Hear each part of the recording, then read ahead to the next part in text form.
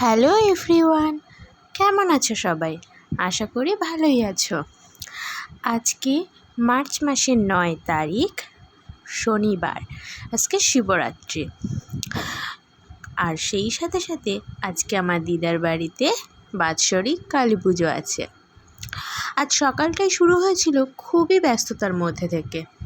সকাল সকাল ঘুম থেকে উঠে শিবের মাথায় জল ঢালা, তারপরে আমার বাকি সমস্ত ঠাকুরগুলোকে সুন্দরভাবে সাজিয়ে তাদেরকে পুজো দেওয়া, এই সব কিছুই করতে করতে বেজে গিয়েছিল বেলা 11টা।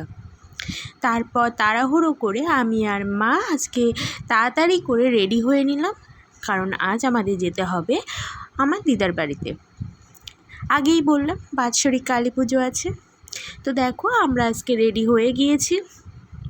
আমি আজকে লাল রঙের একটা গাউন আর মা আজকে সবুজ রঙের একটা গাউন পরেছিল। দেখো বেরিয়েও পড়েছি আমরা। আর সেই দিন ছিল প্রচণ্ড রোদ, আর তার সঙ্গে ছিল ভীষণ একটা গরম। তো দেখো আমরা বারাসাতে পৌঁছে সেখান থেকে মিষ্টি নিয়ে নিলাম। মিষ্টি নিয়ে আমরা সোজা চলে গিয়েছিলাম ফলের দোকানে। এখানে প্রচুর নানা রকম ফল ছিল।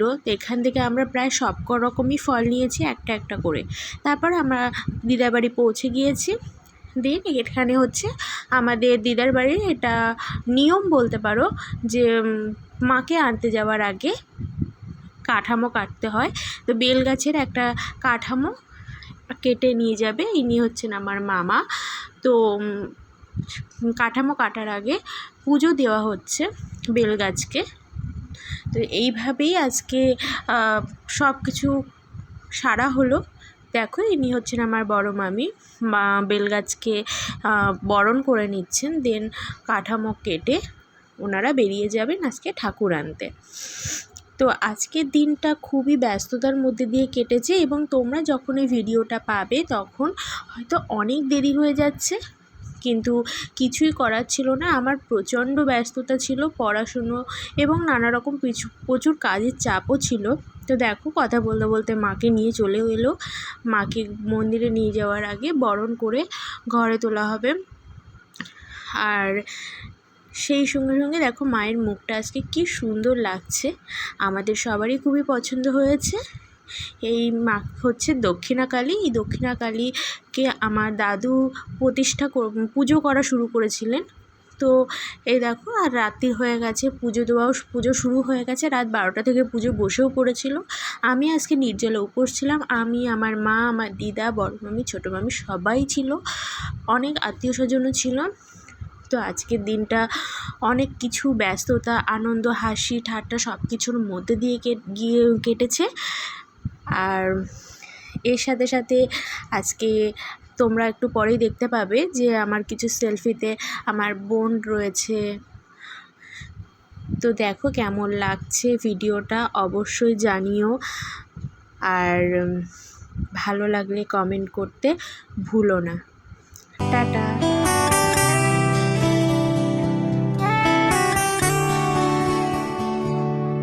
আমার একলা আকাশ থমকে গেছে রাতের স্রোতে ভেসে, শুধু তোমায় ভালোবেসে।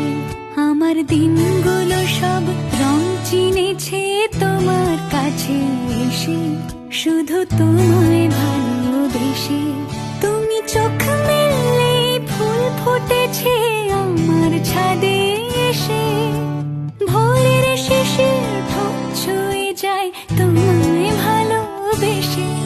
আমার একলা আকাশ থমকে গেছে রাতের স্রোতে ভেসে, শুধু তোমায় ভালোবেসে।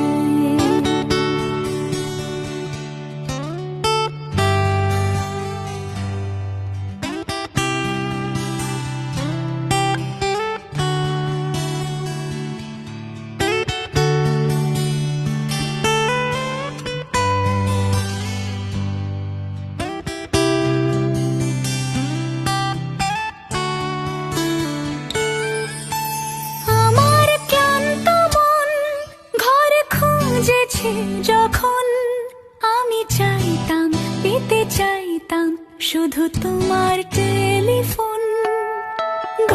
ভরা